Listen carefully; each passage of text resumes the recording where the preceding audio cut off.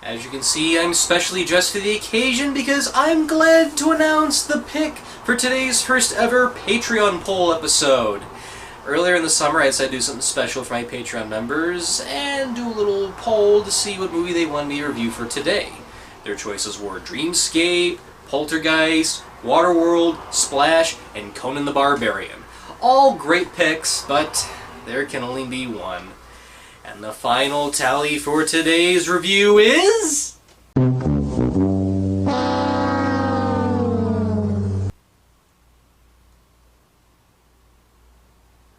Wow. I guess they wanted me to review Waterworld that badly.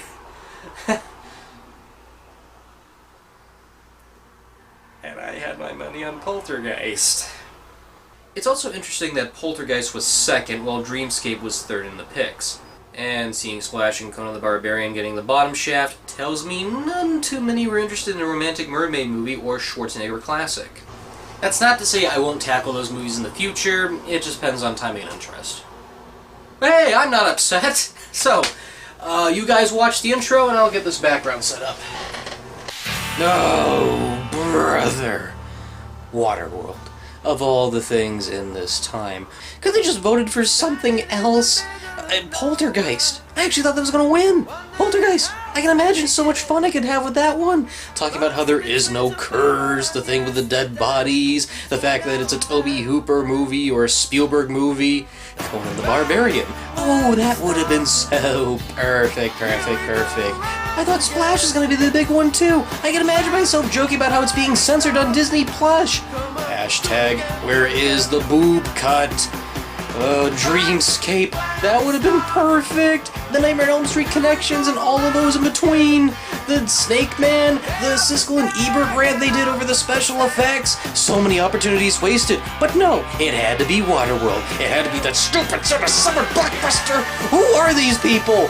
Who are these people on my Patreon page? What are their mindsets? What are they thinking? Why? Why did they pick this one? Of all the choices, I just shut up.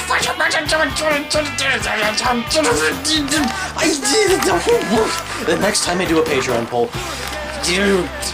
get up there, you stupid poster. I better settle down.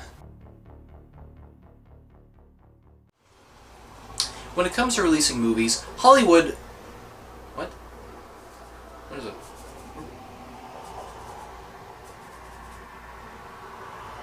What do you mean I left the mic on during the intro?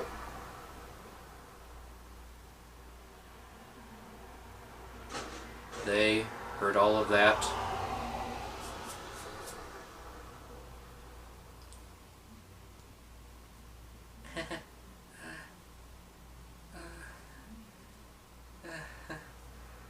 It's a comedy show! Comedy show! Comedy show! Comedy show! I'll get over it, I promise. You go back to your perch. Anyway, Hollywood has only one thing in mind when it comes to its movies, whether it's for enlightenment or entertainment, to keep you entertained for 2 hours. But there are some folks out there that view feature films as a neat little escape, or just to break down, analyze, as a nice piece of art form. The final say of its success falls on the mainstream viewer, for it's not the studio's will to determine what is a hit or a flop, but how the general public reacts to what they created. They can praise it as the best thing they've ever seen, or shun it like it's the next Frankenstein monster. And nowhere near is that of a perfect example than today's pick, Waterworld. And before anyone jumps to conclusions, I just want to say, I like this movie. Judging by the setup I currently have in the background, if that doesn't prove anything, nothing will.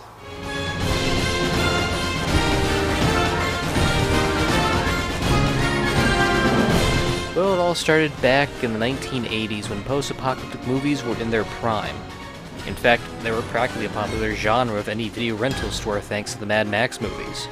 The story goes that Peter Ratter was asked to do a Mad Max ripoff, and his suggestion was to make one entirely on water. While the idea was passed due to budgetary concerns, Ratter liked it so much that he wrote it anyway. After directing a couple of low-budget flicks, him and his script got the attention of producers Jeff Muller and Andrew Litch.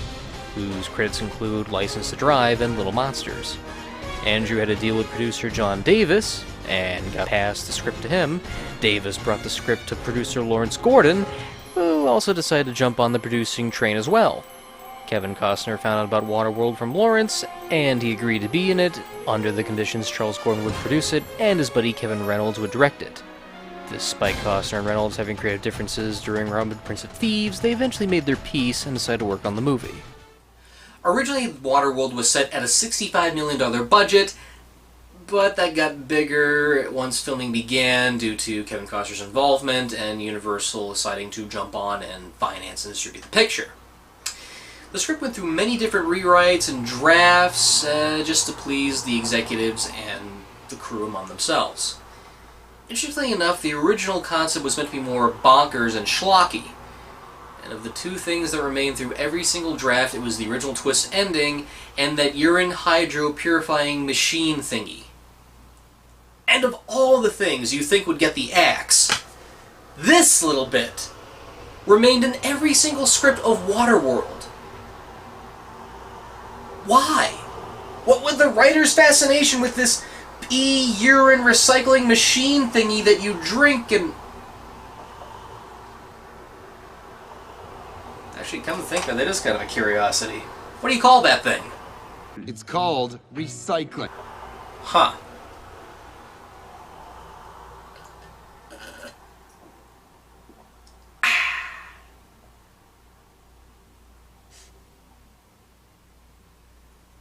Ew.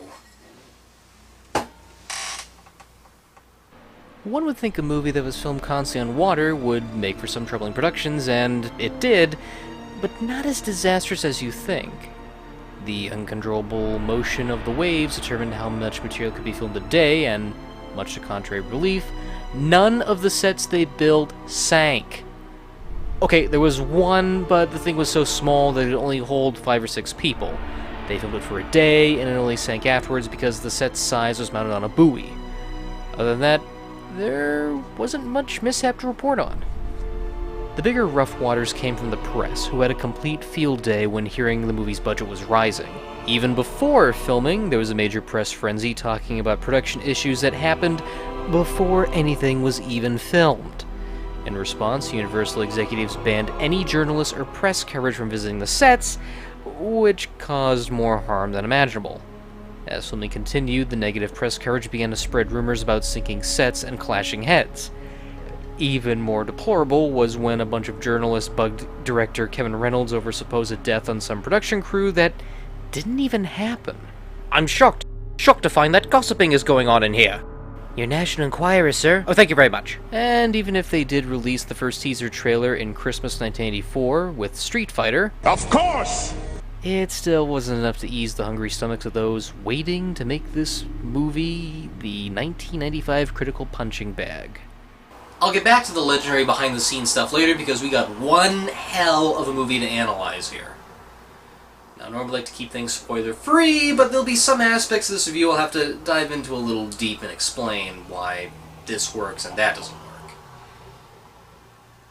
And as always, I recommend that these videos are intended to be sort of an afterthought. So if you've not seen Waterworld, I recommend you do so now. Come back here and we'll discuss. Besides, what's not to love about this flick? Action, practical sets, explosions, and Daryl Hannah's naked rump at the Statue of Liberty. yeah, Daryl's... What? No.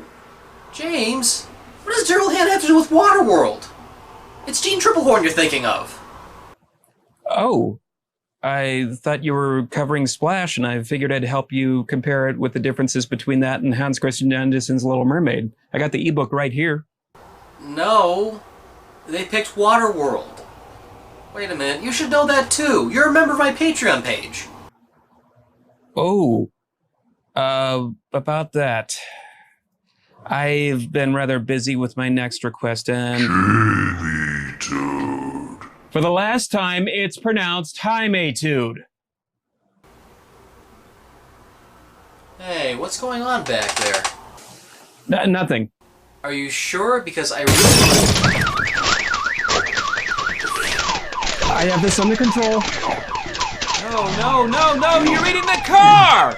Don't eat the car! That's my car! Don't eat the car! You stupid robot! I swear, I don't know what's going on, or even what he's reviewing. Come to think of it, maybe it's a good thing I won't be in that episode. We get introduced off the bat to a future where the polar ice caps have melted.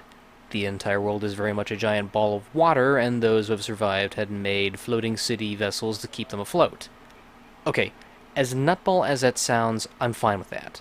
The movie was pitched as Mad Max with jet skis, and this is what we are given. The whole human race is split into two, the atollers and the smokers. Atollers are people who are trying to recreate their old community, despite crummy living conditions. La la la la la, sing a happy song. La la la la la, Smurf the whole day long. Smurf along with me. And the smokers are looking to consume, engulf, and don't have moral senses. Why are they called smokers, you ask? Because they smoke cigarettes, their engines smoke, their idea to take the earth for granted until there is nothing left is full of smoke. Wait, smoke smokes. Yeah. While humanity tries to adapt, one already has. This is the Mariner, played by Kevin Costner. A loner at sea who would rather keep himself away from society and be to himself. Again, in the style of post-apocalyptic dystopian movies, there is always a character who keeps to himself, but finds out to be the savior near the end. And the Mariner's no exception. He's sort of like a mountain man crossed with a junk collector. That's kinda cool. But the one thing people might be put off by is how Kevin Costner portrays the character. Disheartened and cold. Most of Costner plays this character off as a cold-hearted jerk, and that's part of the point. For someone who has been sailing for years in the ocean, they would be introverted to what they're accustomed to. And the way he talks does reflect that. So, what did you see out there in your 15 months? Such as? An end to all this water? You're asking the wrong person. How'd you come by so much of it? Another atoll 30 horizons west of here. Where'd they get it? They didn't say. We heard about that place. Heard they was all killed. That's why they didn't say. How long you plan to hold that on me? As long as it takes. My boat. And I'm certain people will jump on and say how poor Kevin Costner's acting is, but I think that's part of the character. He isn't supposed to care. He just thinks for himself and tells humanity to bug right off. Two drifters meet, something needs to be exchanged. I know the code, but I'll give you this one for free. Nothing's free in Waterworld. And there's our tagline for the poster. Beyond the horizon lies the secret of the beginning. Really? You see, the Mariner's supposed to be an anti-hero, and for good reason. Gills.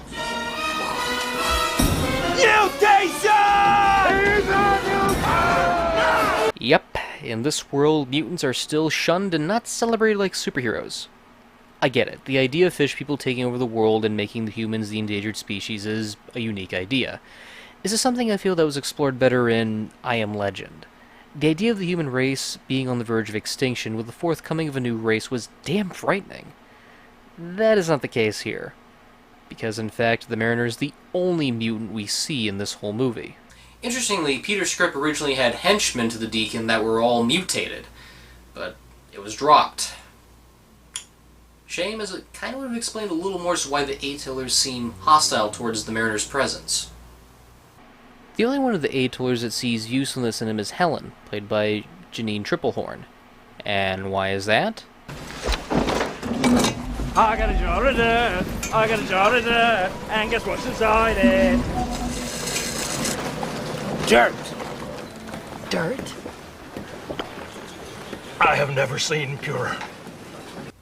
This took me a while to understand its significance, but considering gardening is still a big thing in this universe, dirt and soil are huge necessities. Also, it adds on to Helen's suspicion that maybe the Mariner knows the ultimate secret to one of the big mythos of this world that could still exist. And its name is Chuck E. Cheese. I mean, that weird spaceship thingy from Planet of the Apes. No. Blockbuster Video. No. The White House. No. Can someone remind me? Dryland. Dryland? Dryland? Dryland? Dryland? Dryland. It's the way to Dryland. Ah, Dryland! From there I thought it was the Z channel. Again, goofy as it sounds, it fits with the tone of the flick. Helen looks after a child named Enola, played by Tina Minorino, who holds the key to dry land literally on her back. Don't worry folks, Tina had a painted tattoo on her back thanks to the great makeup department. So, of course, she'll do anything to keep her safe. If I let you out of here, you're taking us with you. Sure. This is what I like about Helen. She adopts a child that was set to drift off and tries to keep it from harm. Her mindset clashes with the mariner a lot, seeing he never had company on his boat. Kid, we got to pitch over the side. What? My boat's tore up. I'm taking on water. I'd be lucky to get half a hydro ration out of that. Yeah, I said I won't drink. No, it's better one of you dies now. Come to think of it, I can't see this guy passing sensitivity training that easy. We're all shipwrecked at sea. There's very little food left, and one passenger too many. I say we eat the big fat guy. Boo, Dick, boo! How about the woman with the bad hairdo? Once Helen convinces the mariner to help her escape as the atoll is under attack, a very complicated relationship forms between them. Helen thinks the mariner knows where dry land is and tries to get it out of him. In between their back and forth bickers, some chemistry is formed between them to which pays off better in the extended cut. I'll get to that later, don't worry. Because without those additional elements, the character progression between those two feels sort of lacking. Once they get on the boat, the mariner acts very jerky around them. And I get that, he's never had anyone on his boat the Trimarian before, but the things he does are kind of mean. You're taking us to Dryland.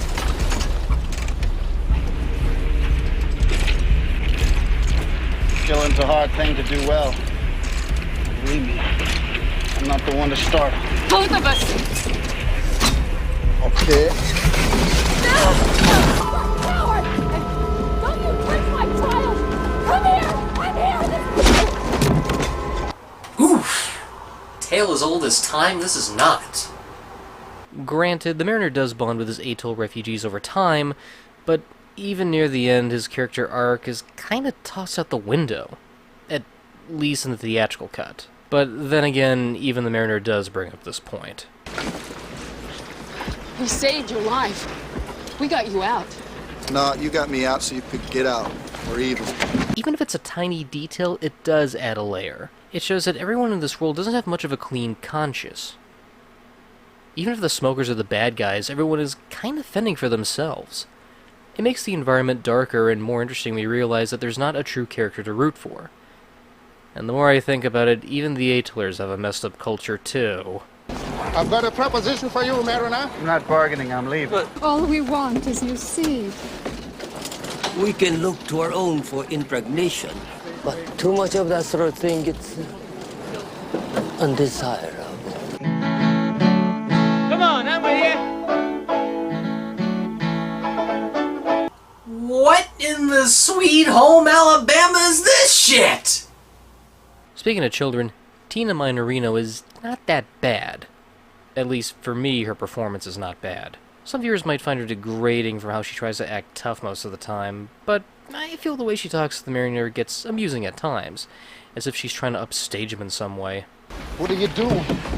Decorating your boat. It's ugly. You're not so tough, you know that. She said she was sorry! That means you're supposed to say something back! You talk a lot. I talk a lot because you don't talk at all. But I'm not going to be too hard on child acting. After all, one day you go from Jonathan Licknicky to holy mackerel George Little Nose cardio. You may have great cardio, but you know one person who's better than you at all that? The one the only Schwarzenegger. And you know, I'm talking about greatness. Arnold Schwarzenegger, the man who has done greatness in the 80s and 90s. Well, not so much this decade, but back then he was great. I'm talking about the Terminator. I'm talking about the Running Man. I'm talking about, oh, what about Red Heat? Maybe I should just call him Charles. Schwarzenegger is a Russian cop. Hey, Charles! What does any of that have to do with Waterworld? Waterworld? I thought you were reviewing Conan the Barbarian. The viewers on Patreon felt otherwise. Damn it! I bet my entire WF Pod collection on that poll. Well, looks like I have some phone calls to make. Wait, you have a pod collection? Oh yeah, doesn't everyone? Maybe. Well, it's better than fingerlings. What type of loser has that? Anyway, peace. Fingerlings? Really gotta know what's really trending these days. While the main trio of characters are half and half, there are a couple of other elements that are consistently enjoyable. There's Dennis Hopper as the Deacon, a leader of the smokers who wants nothing more than dry land. In the case of they who find it control it, the villain's motives are simple and easy to understand. He leads on this cult of people with the idea to engulf and consume what is left. He doesn't care if humanity is doomed, he just has too much power gone to his head. The depiction of the character is not what makes the Deacon memorable. Heck, you could argue Immortan Joe has nearly the same character structure. Do not, my friends, become addicted to water. What stands out is Dennis Hopper's performance. He steals every minute he's on screen and you can't take your eyes off him. Hopper just takes full command and doesn't hold back. And I wouldn't be lying if I said I often find myself quoting his lines once in a while. Let's have an intelligent conversation here. I'll talk, and you listen. Dry land is the mother lode. You'll notice the arterial nature of the blood coming from the hole in my head. You can assume that we're all having a real lousy day. We didn't come here to practice. We don't need practice. The first one that does that lives. And the runner-up, well, actually, there are no runners-up. Dry land is not just our destination, but it is our destiny! Film star and an illustrious, important figure in the business. When you hear money talked about like that, ever have that cliched thought, and they don't have enough money to keep the kids' mission open in Harlem, and they don't have enough money to keep the this and that going. You know what I think about, and this really shows you that I'm really an actor. I think, how come I'm not getting more money? That's what I think. That's the real thought. That's as honest a statement as I mean, I have ever to tell you the truth. I just wonder why they don't pay me more money to be in this movie. There's other characters I enjoy seeing too, like Gregor, Nord, the Atoll Enforcer, another drifter, and many others. While this is set in a dystopian world, I feel the environment comes out how you can picture these characters in other movies and see where they're influenced from, like a western or pirate movie. In fact, when you peel back the performer, you can easily see these figures in those kinds of universes. Gregor is almost like the town prospector / town drunk. Nord is a scheming first mate. The Enforcer is kind of like a sheriff, and so forth. The fun is not comparing these tropes and cliches, but seeing how they work in a movie like this. For me personally, it's interesting to see how these characters play out. The tone of the movie manages to bizarrely mix the skeleton of a cowboy movie and give it the execution of a pirate flick. Hey! No way and no how. Should have bought me that drink. I'm mighty parched, Pilgrim. I'm mighty parched. And a lot of that comes from how the movie is visually executed. It's one thing to have these types of tropes walking around in a watery wasteland, but to see how they worked and act in the environment is interesting too. Look at the level of detail in these sets. Watch at how these boats and jet skis move. By seeing how one person's turn of a wheel can power an entire floating city amazes me. It adds to the believability this world does exist. In an era before CGI, they had to build these sets and find a way to do stunts like giving jet skis the ability to move underwater. The Atoll City was an actual set that was the size of a football stadium and used 100 million tons of steel to build it.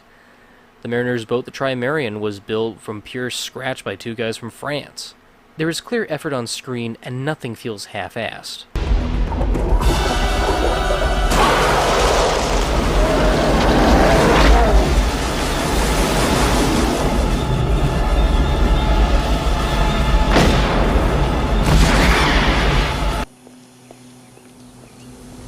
Shark still looks fake.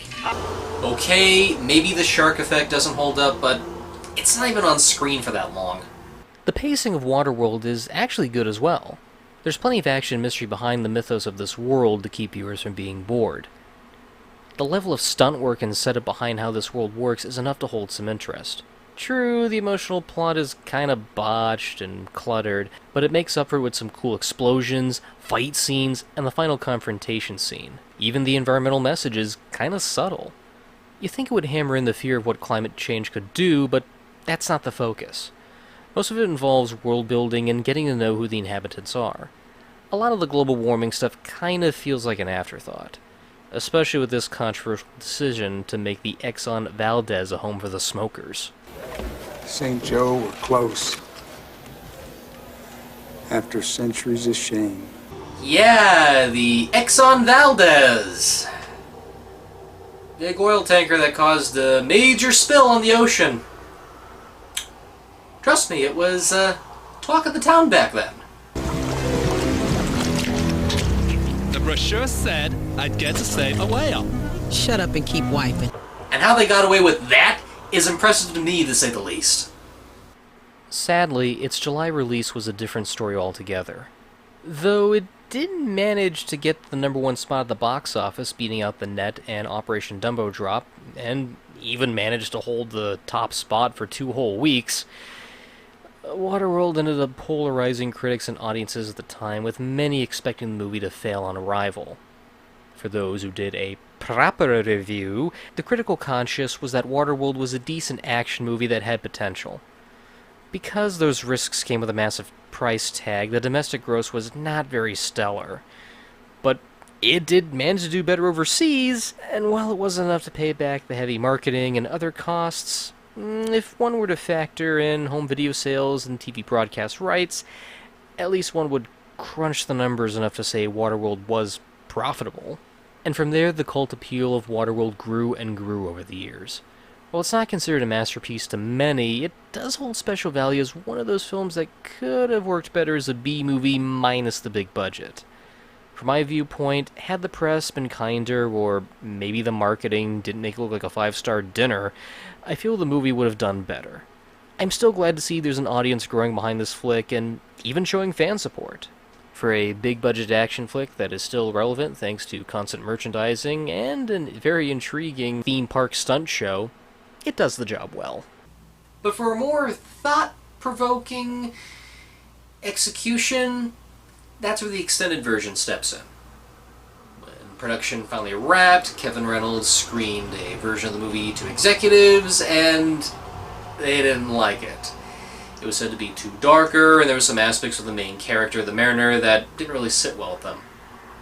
Over many creative differences on the final cut, director Kevin Reynolds left, and Costner stepped in to try to make a version of the movie that pleased the studio heads. Huge chunks were lifted out, and even some parts were reshot too. It wouldn't be until March 15th, 1998 when Waterworld aired on ABC as a 2-part event, and it actually did decent in the ratings. Not blockbuster, but at least was second behind some of these programs. Before the advent of DVD, it was a big deal to have a major network air movies, as some studios made the decision to add some deleted footage back in, whether it be to pad out the running time for censorship, or just to make it a big 2-night event. A prime example was when the Salkins had the first Superman movie air on network television, and made a deal where if they added more deleted scenes back in, the more money they would get per minute the movie aired. I don't know if this was a practice that continued, in terms of the whole more minutes equals more money ordeal, but a lot of big-name networks like CBS and NBC did continue this idea of having a major movie with additional footage air over a 2-night event. Eventually, this version of Waterworld was widely passed around on bootlegs until it got an official DVD release.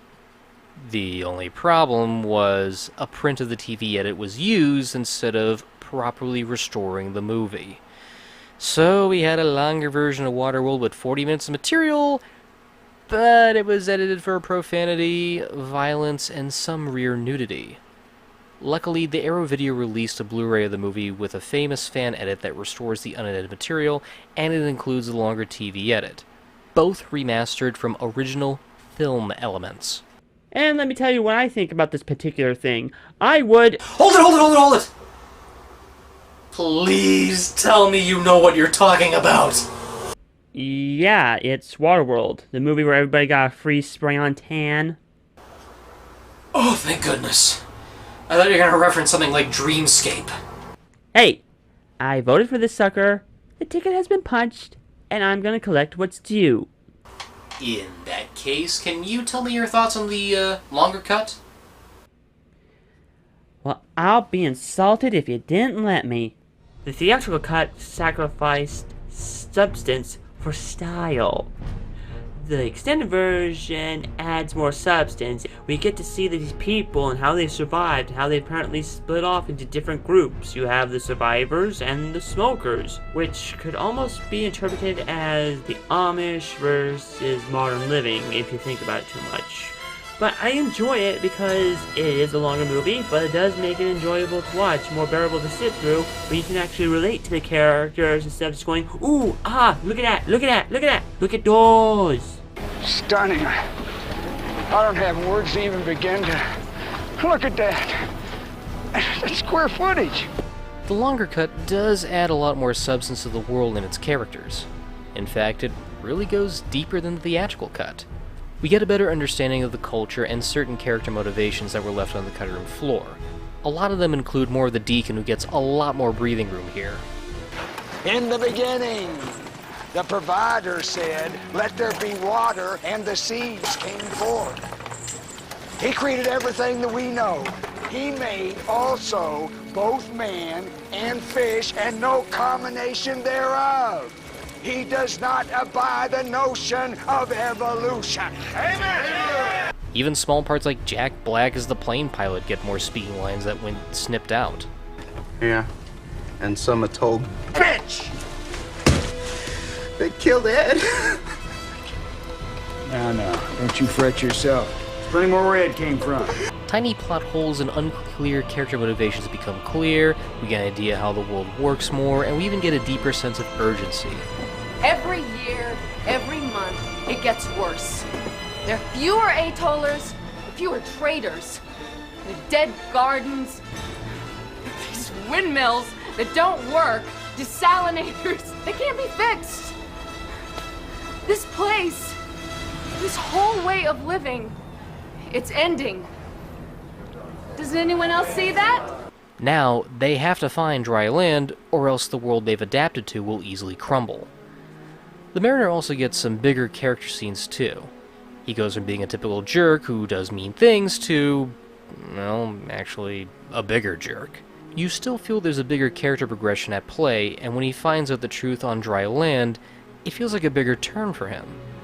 Easily my favorite addition is when Helen tells him that she pities him, and he goes to his magazines to understand the definition of the word. It's deep, but it also layers why the Mariner shows no compassion to others, because he never experienced it. Well, my favorite deleted scene, apart from the stuff that they added at the end, which I thought was kind of clever, but the scene that I like the most is so small, minuscule, that why the hell they cut it out is beyond me, and it fills in one of the movie's biggest gaping plot holes. That's the scene where the Mariner sets fire to a smoker's jet ski and follows the flaming oily trail that it left behind to the smoker's base, to the oil tanker. In the theatrical cut, he just puts around on a jet ski until, ooh, look, I found him. That was easy. Again, it was such a small scene, but fills in a big gaping hole. The only drawback of the extended edition is that it nearly clocks in at 3 hours. If this was released to theaters, your given attention would really vary on how you wanted a blockbuster to run that far.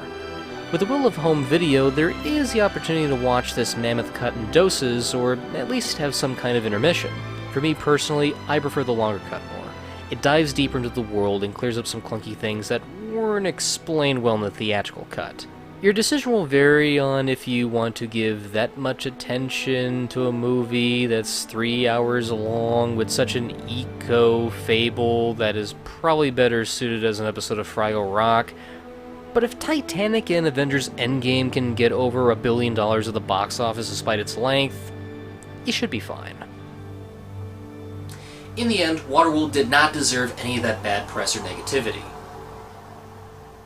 When you really think about it, it's just the brain of a B-movie put in the body of a 5-star restaurant, and herein then lies the disappointment everyone has with it. Instead of something enlightening, it was just one big, expensive, $175 million explosion. My 2 cents is, if you can find the extended version of this movie, give it a shot. You might actually like it. And if you tend to disagree with us, then do what we do. Make your own videos. Give us your thoughts on why this movie fails or succeeds. It's not that hard. Most people can do it with their simple smartphones. We just go the extra mile because we care. Right. Still, thank you for jumping on for this little bit, and I hope it makes up for the Life Force incident. It's better than nothing. See you around, Fox.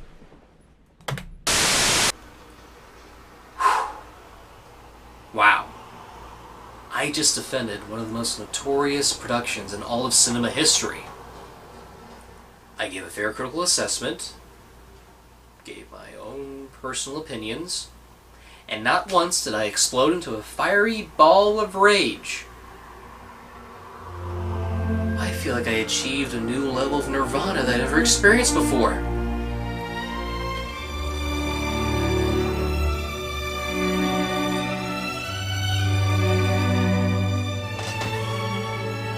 Oh my god!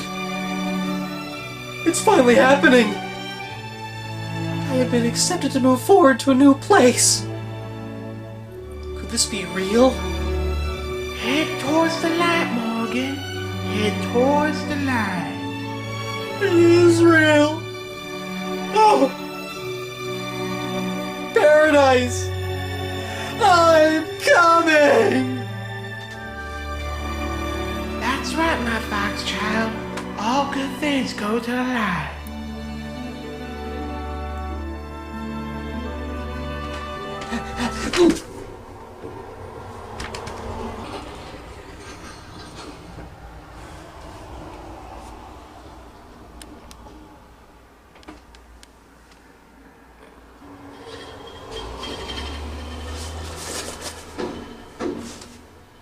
It's fake?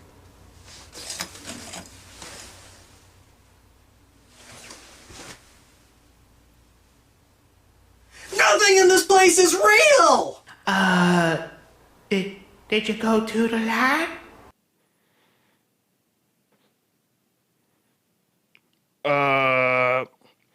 Pay no attention to the Pay no attention to the man behind the mic. The great and powerful Zelda Rubinstein commands you. Ooh. Gus, Poltergeist did not win. Damn it! Do you know how long it took to set this thing up? I spent 1 hour trying to get the voice nailed. What a swizz. Oof.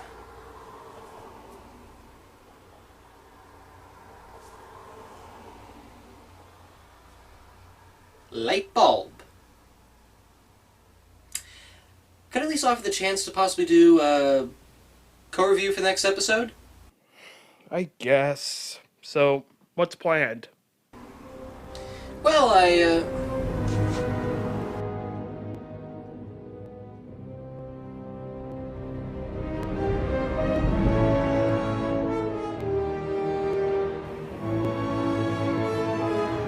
How does Batman Forever sound? Yeah! Tonight!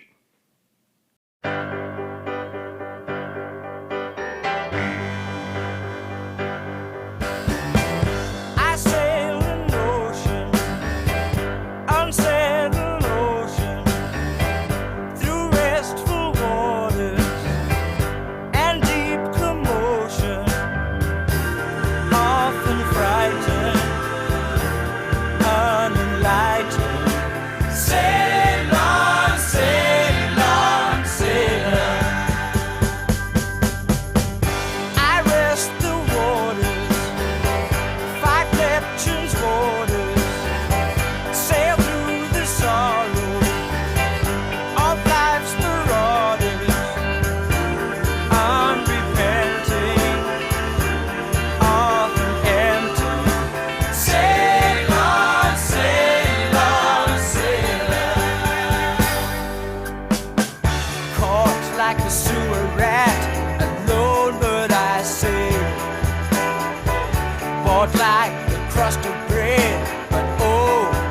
my will. Always needing, even bleeding, never feeding all my feelings. Damn the thunder, must I blunder? There's no wonder, all I'm under. Stop the crying and the lying and the sighing and my dying. Sail on, sail on, sailor. Sail on, sail on, sailor. You may think it was the great and powerful Zelda Rubinstein, but it was I, Gordon. So stupid. Life Force still sucks. Ah. Oh, damn it. Missed the keyboard. Oh. Okay, I'm gonna try that line again without the physical payment. The great and powerful Gordon commands you.